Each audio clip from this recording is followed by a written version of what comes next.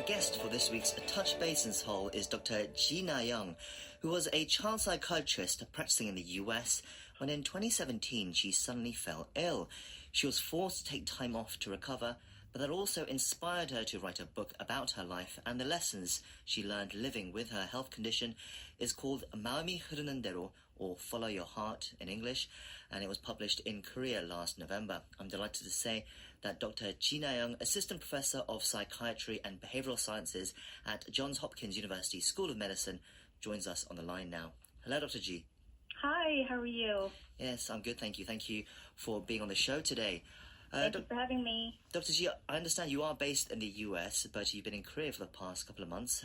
How's your time been here so far? It's been good. It's just so nice to be with my family. And it's been really busy, which I'm very grateful for, that people are interested in hearing my messages about finding our true path. And it's also super satisfying to eat Korean food for every meal. My brother-in-law is such a good cook. Sure. Before we get into your book, I wanted to briefly talk about your background because I think that's an interesting story as well. You graduated from medical school in Korea, but then went to the US after your internship.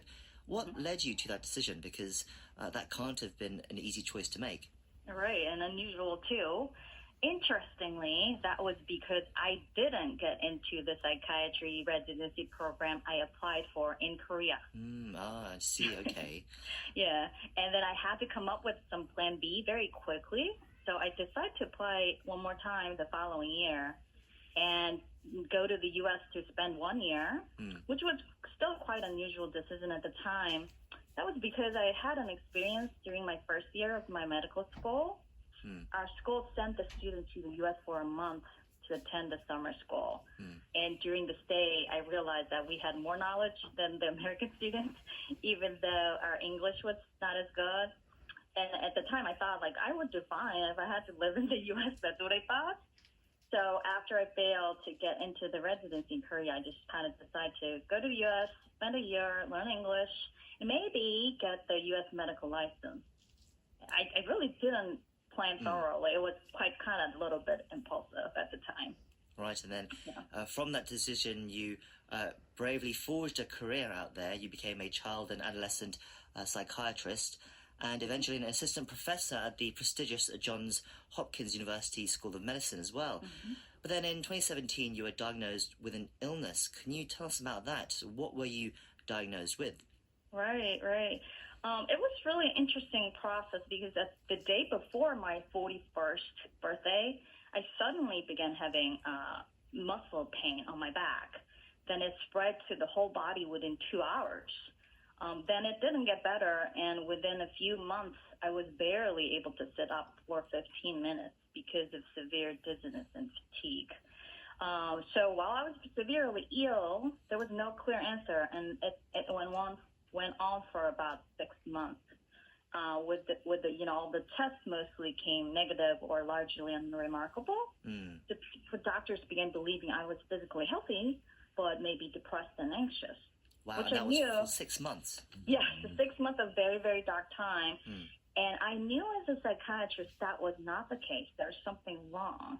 And after half a year being at Johns Hopkins and a doctor, finally it turned out that I was suffering from autonomic dysfunction and chronic fatigue syndrome. Right. And is that a long-term illness? Is it something that can be treated, or is it a condition that you have to live with then? Right. So most of the time, these are chronic conditions. Some lucky people with autonomic dysfunction can recover sometimes, but many people suffer from this for a long time. And chronic fatigue syndrome really, at this time, really do not have a good treatment for that. So, it's difficult to treat illnesses. So how difficult was it to deal with that situation? I read in a previous media interview you gave that your husband called you a pit bull for all of the energy that you have. Did your illness change that? Absolutely, unfortunately. I rarely let go of things. I pursue things rather aggressively, hence the nickname pit bull. But with the severe level of a pathological fatigue, I just had to let go of a lot of things simply because I was kind of like a cell phone with a bad battery. that can only be charged up to 10%, and the battery, dies often. Like fatigue came so quickly, even with a little exertion. I was wiped out as if I went to the Everest again after just fixing a breakfast.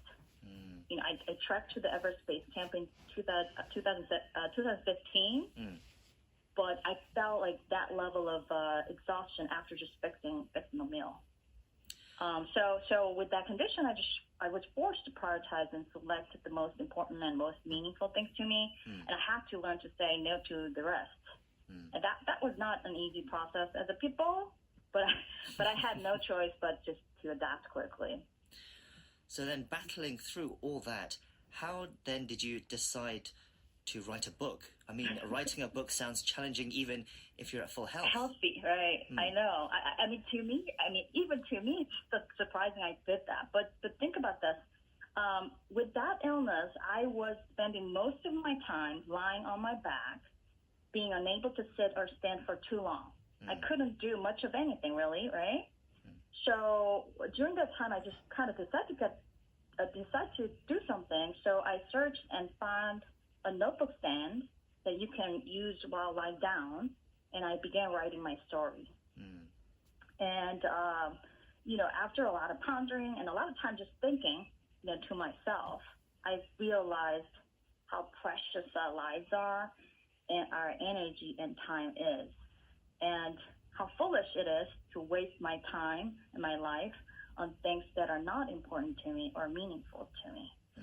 As you might know also, that in Korean culture, we often emphasize relational and societal values, sometimes over individual values. And we sometimes spend a lot of energy and time on things that are not very important things to us, but not to disappoint others or please others or respect others. As Steve Jobs once warned, we could waste our lives living someone else's life in that way.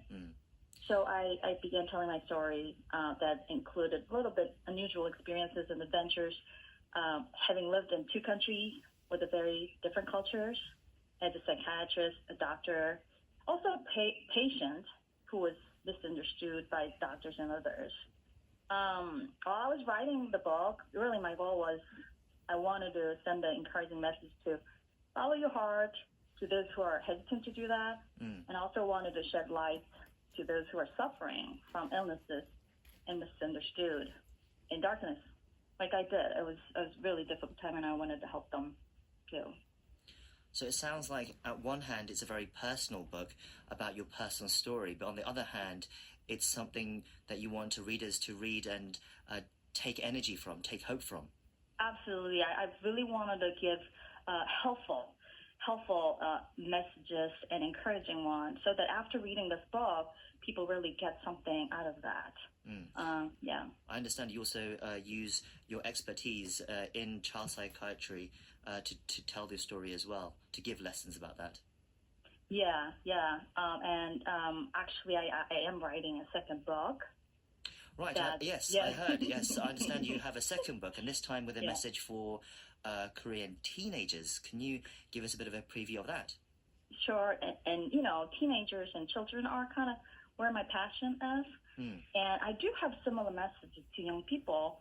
To them, every one of you and all of you are worthy and beautiful, like all stars and all flowers are. And I want to tell them, don't let anybody tell you otherwise. And also, just again, in our culture that emphasizes being, similar and conformed, I wanted to say we're all different and unique, and you don't have to change yourself to fit into someone else's mold.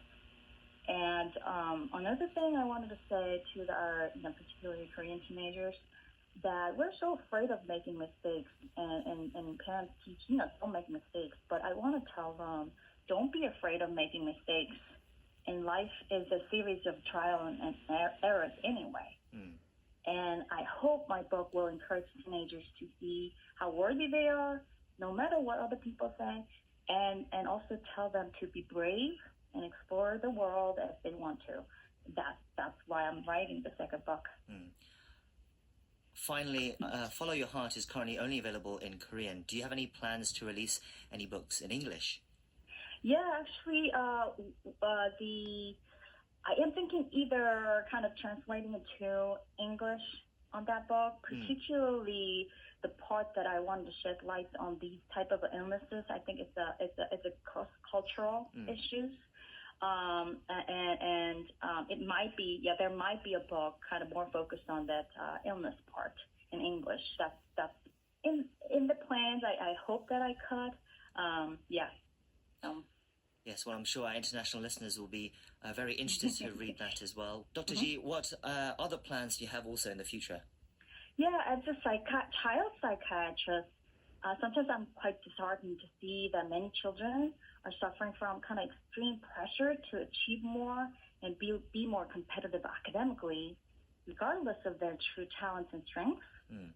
So because of that, teenagers became kind of unhappy and unmotivated while being pressured into a box that the parents and the society set up for them. So I really wanted to help parents to raise their children in a way each child's unique characteristics are respected and fostered so that the child will grow into an adult who can confidently follow his or her heart. Because we human beings, all of us, are the happiest and most content when we find our true path and follow that. So with this mission, I recently started my YouTube channel, 닥터지하고, where I do parent training and mind training. Right. I'm really hoping, to spread these messages to as many people as possible and reach a tipping point to change our parenting and education culture in Korea. Whether I can reach that point or not, I'll just do my best. Sure. Well, I'm sure many of our listeners will take that message to heart. Thank you for that as well. We've been speaking to Dr. Ji Na-young, who wrote the book 마음이 흐르는 대로 or Follow Your Heart. Dr. Ji, thank you once again for your time. Thank you for having me.